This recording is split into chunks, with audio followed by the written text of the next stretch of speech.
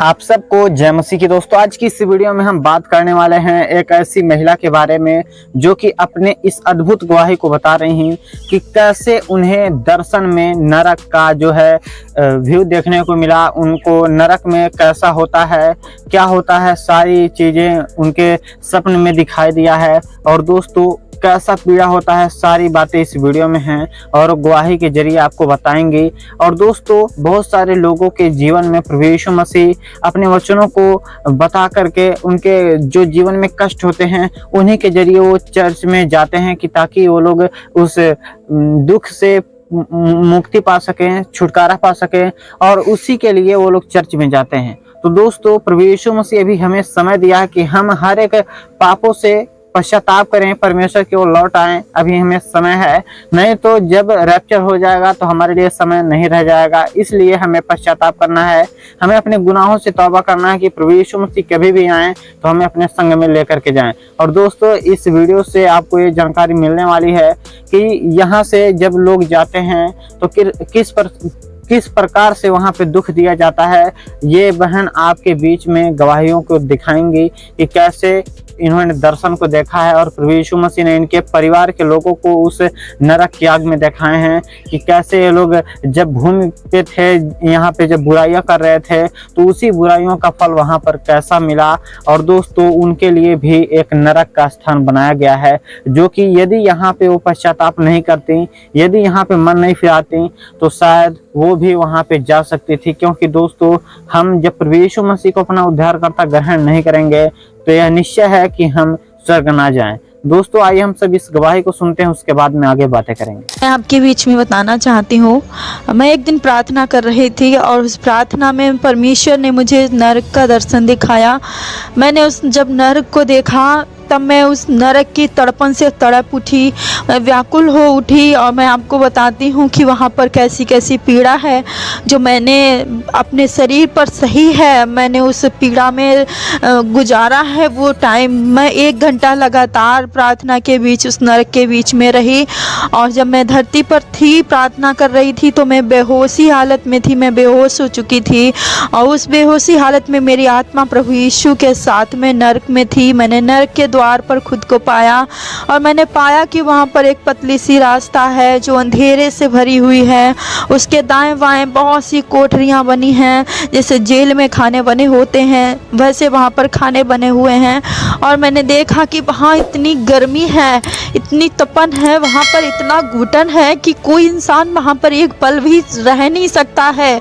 और मैं उस बात को अपने अंदर सह रही थी कि प्रभु, मैं किस जगह पर हूँ, परमेश्वर मुझे यहाँ से निकालो। मैं वहाँ रो रही थी और मैं यीशु से विनती कर रही थी बार बार, प्रभु मैं आगे नहीं बढ़ सकती हूँ, मुझे यहाँ से चलने दो, मुझे जाने दो और मुझे लेकर चलो। मैं ऐसे करके परमेश्वर के चरणों में थी और विनती करती रही, लेकिन प्रभु ने मेरे हाथ को थाम लिया और मुझे वहाँ से हटने नहीं दिया। फिर उन्होंने मुझे एक कमरा दिखाया वहाँ पर, जिस कमरे को मैंने देखा कि उस कमरे के अंदर एक आदमी है और जो आदमी जो है वो वहाँ पर सफ़ेद कलर की शर्ट पहने हैं और ब्लैक कलर की पैंट पहने हैं। मैंने जब प्रभु से पूछा, पिता ये कौन है, तो उस परमेश्वर ने मुझसे कहा, देखो ये एक डॉक्टर है और ये जब दुनिया में था तो इसने अंगों का व्यापार किया, इसने नवजात शिशुओं को गर्भ में मार दिया, इसने मोटी कमाई कमाई, इसलिए यह यहाँ पर है। जब प्रभु ने ऐसा कहा मेरे अंदर डर बढ़ने लगा, मैं बहुत घबराने लगी क्योंकि मैंने ऐसा कभी देखा नहीं था। मैंने बाइबल में लोगों के दर्शनों से सुना था, लेकिन मैं खुद उस चीज़ को फील कर रही थी, मैं बहुत तड़प रही थी वहाँ पर। और फिर परमेश्वर ने मुझे दूसरा कमरा दिखाया। उस दूसरे कमरे में मैंने अपनी दादी जी को देखा। मैंने देखा मेरी दादी माँ वहाँ पर है, जो वो मर चुकी हैं, अब वो सच में इस दुनिया में नहीं है। मैंने उन्हें देखा तो मैं और डरने लगी मैं। फिर प्रभु ने मुझे तीसरा कमरा दिखाया। उन्होंने मुझसे तीसरे कमरे के विषय में जब मैंने उनसे पूछा, प्रभु ये कमरा खाली क्यों है, क्योंकि तीसरा कमरा खाली था, तो परमेश्वर ने कोई जवाब नहीं दिया। उसके बाद उन्होंने मुझे चौथा कमरा दिखाया जिसमें मेरे मरे हुए चाचा जी थे।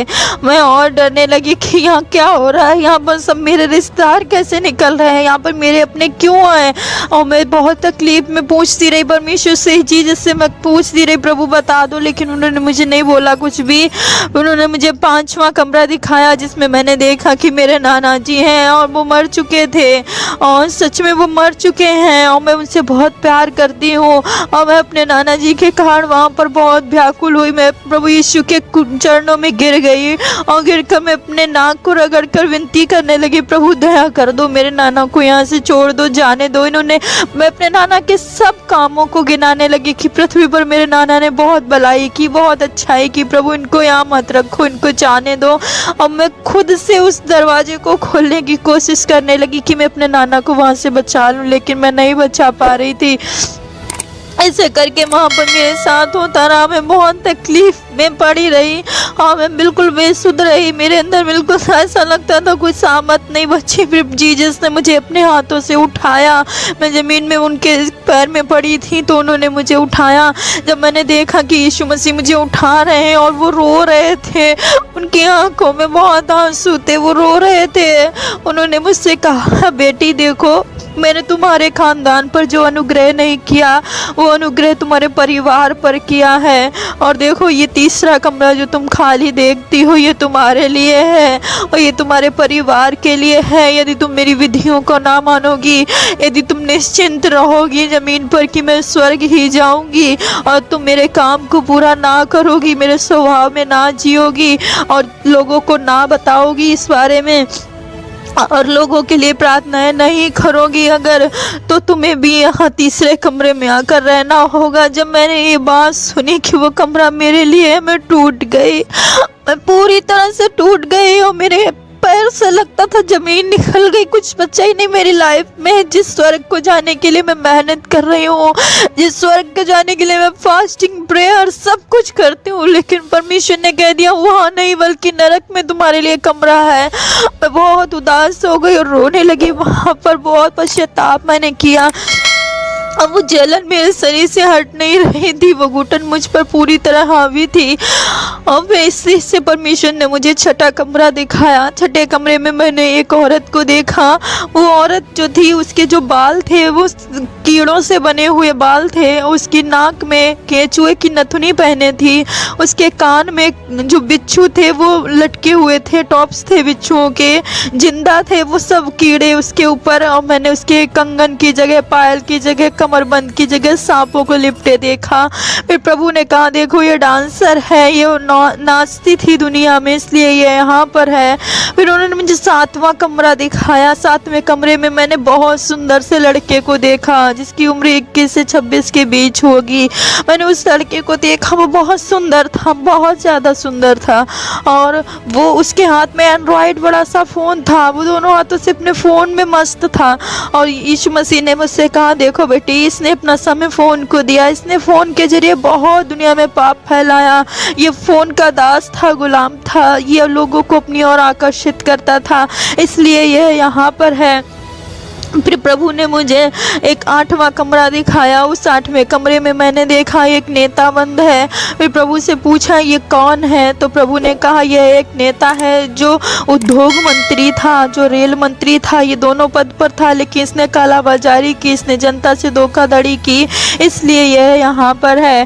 फिर जीसस ने मुझे 9वां कमरा दिखाया। 9वें कमरे में मैंने देखा कि वहाँ पर 14 साल, 15 साल, 16 साल के बच्चे हैं। प्रभु से पूछा प्रभु आपने कहा बच्चों को मेरे पास आने दो, फिर बच्चे यहाँ पर क्यों है पिता, आप ये सब क्यों है, मेरे समझ नहीं आ रहा था मेरे साथ क्यों हो रहा है, ये सब मैं क्यों देख रही हूँ। मैं नहीं देखना चाहती थी वो तकलीफ को, लेकिन प्रभु ने कहा कि देखो इन्होंने मेरी आज्ञा नहीं मानी, इन्होंने व्यर्थ अपना समय व्यर्थ चीज़ों में गंवाया, इन्होंने माता पिता को तुच्छ जाना, इस कारण ये यहाँ पर है। इस तरीके से प्रभु ने मुझे वहाँ पर 9 कमरे दिखाए और मैं उस 9 कमरों को देखते हुए तड़प रही थी। मेरे दिमाग से वो 3रा कमरा नहीं निकल पा रहा था कि वो मेरे लिए रखा गया।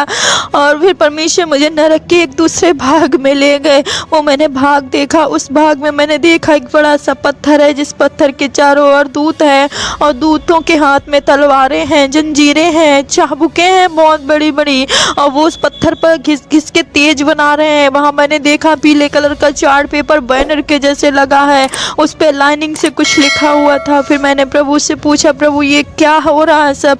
तो प्रभु ने कहा, देखो ये दूत हैं और ये दूत इन मनुष्यों पर जाते हैं, मनुष्यों के पास, और इन्हें 4-4 घंटे के लिए एक एक पीड़ा देते हैं।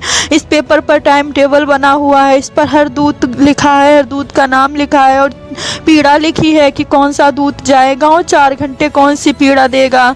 जब एक पीड़ा 4 घंटे तक बीत चुकी होती है तब दूसरा दूत जाकर उन्हें पीड़ा देता है। इस तरीके से उन्हें सताया जाता था जो वहाँ जेल जैसी उस नरक में बंद थे। और फिर परमेश्वर ने कहा, देखो तुम्हारे यहाँ जैसे 7 दिन बीतते हैं वैसे यहाँ 7 दिन बीतने के बाद ये चार्ट पेपर बदल दिया जाता है और उससे दुगनी पीड़ा का चार्ट पेपर लगा दिया जाता है। दोस्तों, जैसा कि आप सबने इस वीडियो में देखा कि कैसे इस बहन ने अपनी इस गवाही को रो रो करके दी है कि कैसे ये नरक की दर्शन में अपने घर के परिवार के लोगों को वहाँ पे देखी कि कैसे वो लोग वहाँ पे तड़प रहे थे। उसकी मम्मी डैडी और उसके नाना और उसके आस पड़ोस के लोग थे जो कि पाप में डूबे हुए थे जब इस दुनिया में थे, और इस दुनिया से जब जाने के बाद वहाँ पे उनके साथ क्या हो रहा था सारी बातें उनके स्वप्न में दिखाई दिया है। और दोस्तों, उस स्वप्न को देख करके बहुत ही भयभीत हो गई कि ऐसा ही होता है नरक में।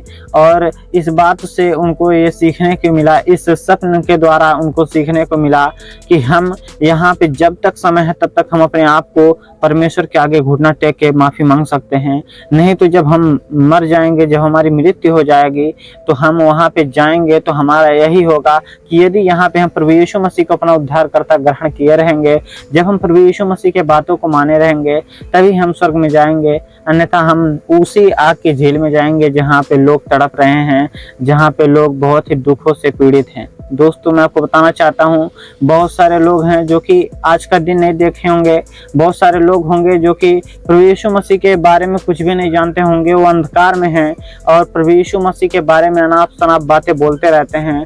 तो दोस्तों, उनका क्या होगा? और दोस्तों, मैं आपको बताना चाहता हूँ, प्रभु यीशु मसीह हम सब से प्रेम करते हैं और हम सभी जितने भी लोग हैं जब प्रभु यीशु मसीह के वचन को दूसरों में बताते हैं तो लोग कहते हैं कि ये लोग धर्मांतर कर रहे हैं, लोगों को अपने बातों में फुसला करके पैसों के लालच में दे करके ये लोग धर्म परिवर्तन करते हैं लोगों को। तो दोस्तों, ऐसी कोई भी बात नहीं होती है। हम लोग प्रभु यीशु मसीह के सत्य बातों को बताते हैं, ना कि हम गलत बातों को बताते हैं। दोस्तों, इससे हमारा कोई भी फायदा नहीं होता है कि दूसरे लोगों को हम अपने धर्म में कन्वर्ट करें। हम यही चाहते हैं कि लोग जान सके कि आखिरकार सच्चाई क्या है। दोस्तों, मुझे उम्मीद है कि आप सबने इस गवाही के जरिए बहुत ही अच्छी नॉलेज पाई, आशीष पाई है। ऐसी मसीही गवाही के साथ में तब तक ले आप सबको जय मसीह।